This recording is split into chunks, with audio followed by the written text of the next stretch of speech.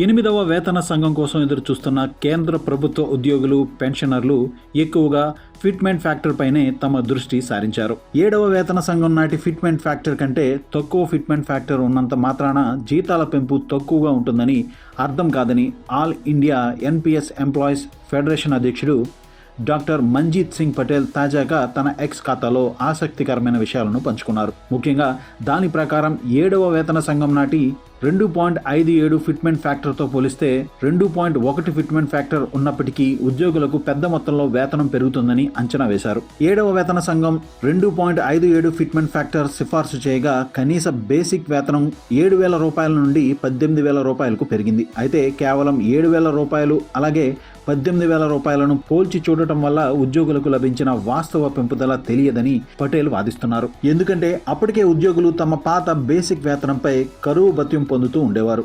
7వ వేతన సంఘం అమల్లోకి వచ్చిన సమయంలో డిఏ 125% ఉండేది. 7,000 రూపాయల బేసిక్ వేతనంపై ఇది 8,750కి సమానం కాగా బేసిక్ వేతనం డిఏ కలిపి మొత్తం 15,750 రూపాయలు అయ్యేది. అప్పుడు నిర్ణయించిన కొత్త బేసిక్ వేతనం 18,000 రూపాయలు. కాబట్టి అదనపు ప్రయోజనం సుమారు 2,250 రూపాయలు మాత్రమే. అంటే ఎఫెక్టివ్ బెనిఫిట్ సుమారు 32% అని పటేల్ అంచనా వేస్తున్నారు. ఇక 8వ వేతన సంఘం కింద పరిస్థితులు ఎలా ఉండవచ్చునో వివరించడానికి పటేల్ 2.1 ఫిట్మెంట్ ఫ్యాక్టర్ ఉదాహరణగా తీసుకున్నారు. ప్రస్తుత కనీస బేసిక్ వేతనం 18,000 రూపాయలకు 2.1 ఫిట్మెంట్ ఫ్యాక్టర్ను అమలు చేస్తే అది 37,800 రూపాయలకు పెరుగుతుంది.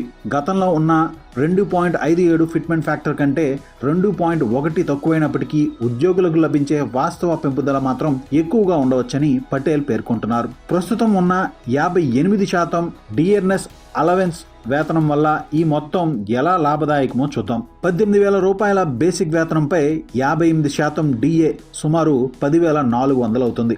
దీనివల్ల ఉద్యోగి ప్రస్తుత బేసిక్ వేతనం డిఏ కలిపి మొత్తం సుమారు 28,400 రూపాయలు అవుతుంది. ఒకవేళ 2.1 ఫిట్మెంట్ ఫ్యాక్టర్ ప్రకారం కొత్త బేసిక్ వేతనం సుమారు 38,000 రూపాయలకు పెరిగితే అదనపు ప్రయోజనం సుమారు 9,560 రూపాయలు ఉంటుందని పటేల్ అంచనా వేస్తున్నారు. ఈ గణన ఆధారంగా 7వ వేతన సంఘం అమలు సమయంలో సుమారు 32% ప్రయోజనంతో పోలిస్తే ఇప్పుడు వాస్తవ ప్రయోజనం సుమారు 53% వరకు ఉండవచ్చని ఆయన లెక్కలతో సహా సూచిస్తున్నారు.